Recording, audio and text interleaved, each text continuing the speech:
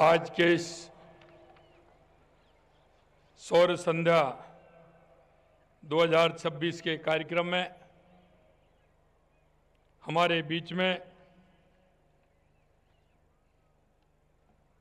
भारत के रक्षा मंत्री,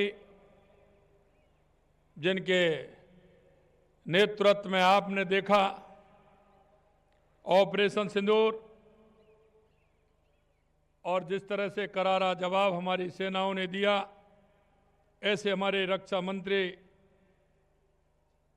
श्री राजनाथ सिंह जी, माननीय राजस्थान के राज्यपाल श्री हरिभाऊ जी किशन राव जी बागड़े जी, माननीय राज्यपाल Mizoram general BK Singh ji, chief of defence staff general Anil Chauhan ji, chief of army staff general Upendra Dwivedi ji, lieutenant general Shri Manjinder Singh ji, माननीय हमारे विधानसभा के अध्यक्ष श्री वासुदेव देवनानी जी, हमारे पार्टी के अध्यक्ष राज्यसभा सांसद सम्मानीय मदन राठौड़ जी, मेरे साथी उप मुख्यमंत्री श्रीमती दिया कुमारी जी, दूसरे माननीय उप मुख्यमंत्री प्रेमचंद बैरवा जी, मंत्रिमंडल के सभी मेरे साथीगण, सभी सांसद, विधायक और सभी सेना के अधिकारी, राज्य सरकार के अधिकारी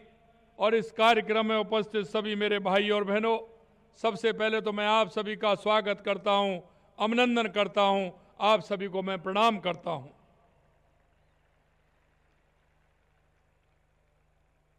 यह सौर संध्या राजस्थान में हो तो सोने पर सुहागा होता है, क्योंकि यह राजस्थान की भूमि शौर्य की भूमि है, भक्ति और शक्ति की भूमि है। और इस भूमि पर आप सभी जानते हैं कि जिस तरह से हमारे सैनिकों ने, हमारे भूतपूर्व सैनिकों ने इस कार्यक्रम के आयोजन में जितना योगदान दिया है, मैं उनको भी बहुत बहुत बधाई देता हूं, शुभकामनाएं देता हूं। आप सभी का इस शौर्य एवं पराक्रम से ओतप्रोत जयपुर की धरती पर मैं अभिनंदन करता हूं। आज राजस्थान अपने स्वर्णिम दौर से गुजर रहा है। राजस्थान मां भारती के वीर सपूतों के लिए जाना जाता है। मुझे बताते हुए गर्व का अनुभव होता है कि राजस्थान की धरती मां भारती की रक्षा करने में सदा तत्पर रहती है और इस धरती का इतिहास इसका साक्षी है। देश की सबसे लंबी अंतर्राष्ट्रीय सीमा राजस्थान में है और यहाँ का हर घर सेना के प्रति समर्पण भाव से भरा हुआ है। राजस्थान के योद्धाओं ने सदियों से भारत की सीमाओं की रक्षा करते हुए अपने प्राणों की आहुति दी है। बप्पा रावल से लेकर के महाराणा प्रताप, महाराजा सूरजमल, राणा कुंभा, राणा सांगा, पृथ्वीराज चौहान जैसे महान योद्धाओं ने विदेशी आक्रांताकारियों को धूल चटाई है। परमवीर चक्र विजेता पीरू सिंह जी, मेजर शैतान सिंह जी और लेफ्टिनेंट जनरल संगत सिंह जैसे वीर सपूतों ने राजस्थान का नाम इतिहास में स्वर्ण अक्षरों से अंकित किया है। आज भी राजस्थान के युवा एनडीए सैनिक स्कूल और रक्षा अकादमियों में बड़ी संख्या में चयनित होते हैं। राजस्थान के लगभग हर गांव, कस्बे में युवा सेना में भर्ती होने का सपना देखते हैं, देश सेवा को अपना सौभाग्य मानते हैं। साथियों, आज का यह आयोजन माननीय देश के यशस्वी प्रधानमंत्री नरेंद्र मोदी जी एवं रक्षा मंत्री राजनाथ सिंह जी की दूरदर्शी सोच को साकार करने की दिशा में एक महत्वपूर्ण कदम है, जिसके अंतर्गत सैन्य आयोजनों को दिल्ली से बाहर ले जाकर देश की आम जनता तक पहुंचाना है। इतिहास में पहली बार वीरों की मातृभूमि राजस्थान में नागरिकों के बीच आर्मी डे परेड का आयोजन हुआ है। मैं भारतीय सेना को और विशेष रूप से सप्त शक्ति कमांड के आर्मी कमांडरों को इस अनोखे और सराहनीय विचार के लिए हार्दिक बधाई देता हूं। आपने सेना दिवस परेड को आम जनता के बीच में लाने का ऐतिहासिक निर्णय लिया। मैं रक्षा मंत्री जी और थल सेना अध्यक्ष महोदय का भी हृदय से धन्यवाद करता हूं कि उन्होंने हमारे प्रस्ताव को स्वीकार किया और राजस्थान सरकार को यह सुनहरा अवसर प्रदान किया। इस बार सेना दिवस परेड को केवल एक औपचारिकता कार्यक्रम के रूप में नहीं बल्कि एक उत्सव और राष्ट्रीय पर्व की तरह मनाया गया है।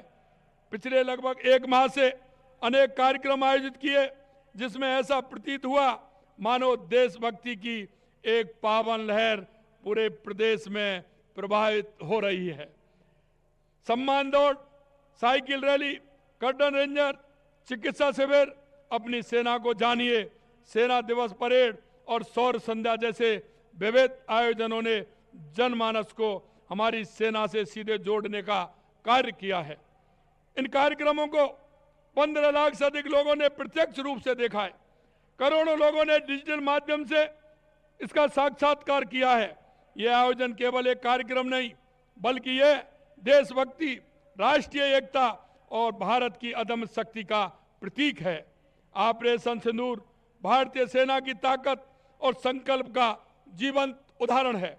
ऑपरेशन सिंदूर ने पूरी दुनिया को दिखाया कि भारत आतंकवाद के खिलाफ कठोर कार्रवाई करने में सक्षम है। यह ऑपरेशन सिंदूर के बाद पहली आर्मी डे परेड है जो हमारी सेना की जीत का जश्न भी है। इस परेड में ऑपरेशन सिंदूर में प्रयुक्त अत्याधुनिक हथियारों का प्रदर्शन किया गया है। हमारी सरकार पूर्व सैनिकों और उनके परिवार के सम्मान और कल्याण के लिए पूर्णतः प्रतिबद्ध है। द्वितीय विश्व युद्ध के नॉन पेंशनर पूर्व सैनिकों की पेंशन 10,000 से बढ़ा करके 15,000 रुपये प्रतिमाह की गई है। वीर बलिदानियों के सम्मान में 43 विद्यालयों का नामकरण शहीदों के नाम पर किया गया है। बीकानेर में शहीदों के आश्रितों को 750 बीघा भूमि आवंटित की गई है। पुलवामा हमले में वीरगति प्राप्त केंद्रीय रिजर्व पुलिस बल के 5 कार्मिकों को की आश्रित वीरांगना को अंतर्राष्ट्रीय महिला दिवस पर आवास प्रदान किए गए हैं। पूर्व सैनिकों के लिए नया वेब पोर्टल और जिला स्तर पर 418 समाधान शिविरों का आयोजन किया गया।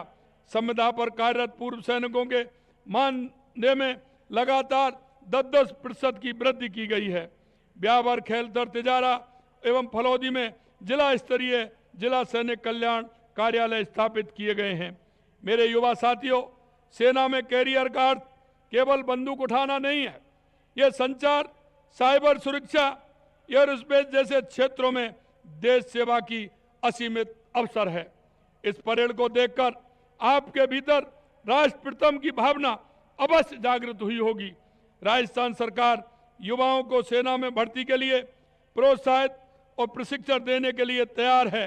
मैं भारतीय सेना के सभी वीर जवानों को श्रद्धापूर्वक नमन करता हूं, जो -डिग्री तापमान से लेकर तपते रेगिस्तान तक हमारी रक्षा में अडिग खड़े हैं।